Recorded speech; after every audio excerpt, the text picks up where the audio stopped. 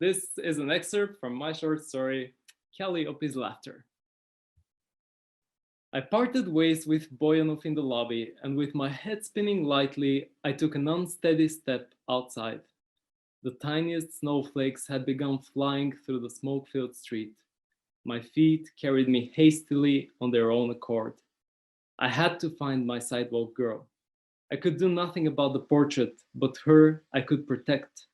I needed to shield her from the cold, had to preserve something pure and unspoiled in a world which had turned its back on beauty, a world which stubbornly refused me the act of creation, a world which took priceless paintings and let them fade to yellow like old photographs.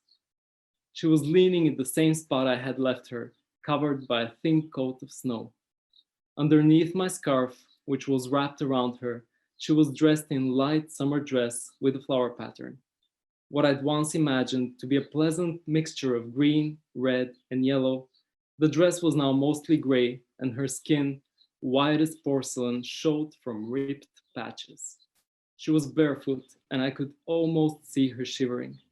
She sat like an ice sculpture, letting herself be engulfed by the tiny flakes of snow. I extended the same hand with which I had given her the scarf earlier and picked her up from the pavement. She was light as feather and cold, so I carried her straight back to the hotel. The host of the restaurant approached me again as I entered the atrium. "We're with Boyanov," I told Thin Mustache, aiming for an air of arrogant impatience, hoping the name would carry the weight of my improvisation. She was still in my arms, passive, immobile, gaping at the murals. His eyes darted from her ragged appearance to me, then back again. "She's an actress," I blurted out quickly. A shadow of irritation clouded his face, but he quickly replaced it with a forced smile. "Of course. Let us not keep Mr. Boyanov waiting. Have a lovely evening." He hurried off.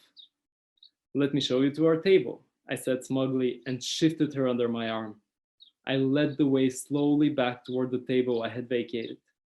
She did not utter a single word, but I sensed her yearning whenever we passed a painting, so we took our time, stopping to look at each. Now that I saw her in the dim light of the restaurant, I was struck by her delicate features, the tiny nose and full lips, the way the frost still lingered on her cheeks and eyelashes. Entranced by the cold touch of her porcelain skin against mine, I remained quiet and led her tenderly through the dining hall.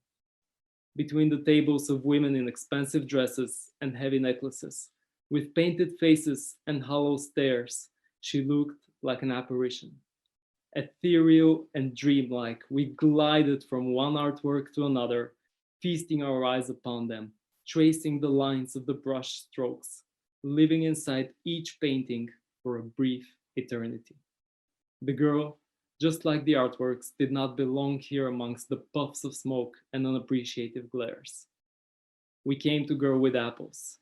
As I gazed at it once again, I wondered what it must have been like for Dimitrov, coming home after the war to find his people worn thin, hunger-stricken, desperate. What tremendous power of will must it have cost him to hold the brush again, to attempt to reassemble the pieces of a shattered identity, to produce his greatest masterpiece. The ferocity of his strokes was tangible in such close proximity to the canvas, the dedication to his craft captivating, the cracks in the paint even more discernible, the resemblance between the two girls uncanny. My head started spinning again. Lovely. Her voice seemed to pull me back to reality. It was quiet, hypnotic, and possessed the same dreamlike quality as her movements. "What's your name?" "Calliope." "Would you like to have dinner with me, Calliope?" She shook her head almost imperceptibly, and without lifting her eyes off the painting, she said, "Not here." I lived in a studio apartment in the 23rd floor of an old communist flat on the outskirts of the city. By the time we plowed through the lazy traffic of the city center, she was already sleeping soundly. Her body seemed to emanate no warmth as we navigated the narrow streets of downtown Sofia, and I was worried she might still be cold despite my efforts. I asked the cab driver to crank up the heating. We took a sharp turn at an intersection, and her head shifted to my shoulder.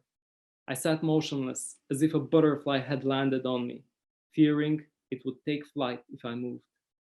As soon as we arrived, I grabbed the last banknotes left in my wallet, handed them to the driver without counting, and went to open the door for her. She was still sound asleep, so I carried her out and up the stairs. It was approaching midnight when we entered my apartment.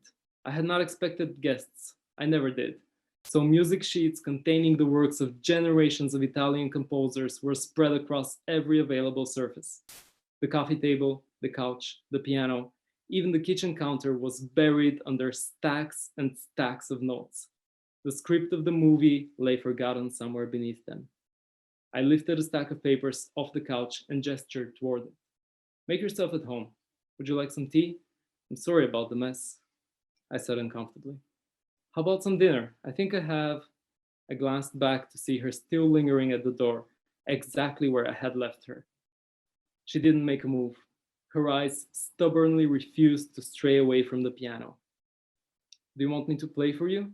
I said, already knowing the answer. My fingers longed for the touch of my instrument.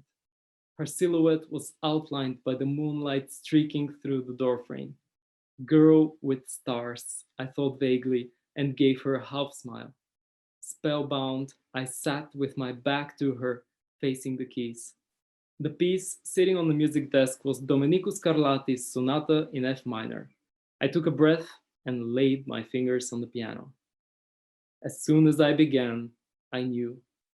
The notes rang hollow and insincere. The sound was stale, almost rotten on my ears. I stopped halfway through bar 16 and bowed my head in resignation. It's been like that for years now, I said, longing for the time when music had come to me effortlessly. Try something new, came her voice from behind me, or from within me. I could not be sure of anything at this point. Perhaps there was no girl at all. The more I try to recall that night, the more slippery my memory becomes. I do not remember opening the window, but I recall the moment when a sudden gust of wind came through it and sent music sheets flying in all directions. Like heavy rectangular snowflakes, the paper danced clumsily around us. She laughed with a sound sweeter than anything my fingers could ever create. I concentrated on it and gently stroked the keys again. A G sharp, followed by an F minor, then a gentle D sharp major melting into minor. I broke it down in arpeggios, let the progression sink in, and started an impromptu melodic phrase. It began simply, then changed. The music started flowing through me, became at first a stream, then a river, then a waterfall of notes. The composition gathered strength, built momentum, then subsided. It crashed into me like waves. I syncopated the notes and they rang with a newfound intensity. I was hardly aware of my hands on the keys. The music simply poured out of me. My mind was a fury of images. Girl with apples, girl on sidewalk, puffs of smoke, her head on my shoulder. I went into a minor progression. I transposed into a lower key, capturing the icy pinch of snowflakes on her skin. I was slowly building a crescendo. A world cold and unfair. A castaway, tarnished beauty. The music no longer emanated from me. It took on a life of its own. I hit a dissonant note, then another. The music became eerie. It transitioned to fortissimo, my head spinning wildly again. The urge to burn, to shatter, to tear seeped into the melody. I wanted to devour, to rupture, to mutilate the people who walked past her, those blind to the wonders of creation, deaf to the harmony of existence. I was pounding at the keys like a madman, each note ringing true and furious. My sorrow erupted out of me as I reached the climax. Breathing heavily, I tamed the melody. I let its bare skeleton ring out into the darkness. Silence fell again.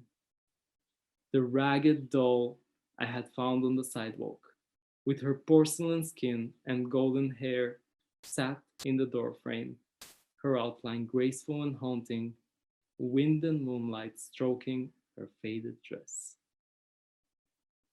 Thanks for tuning in, you guys.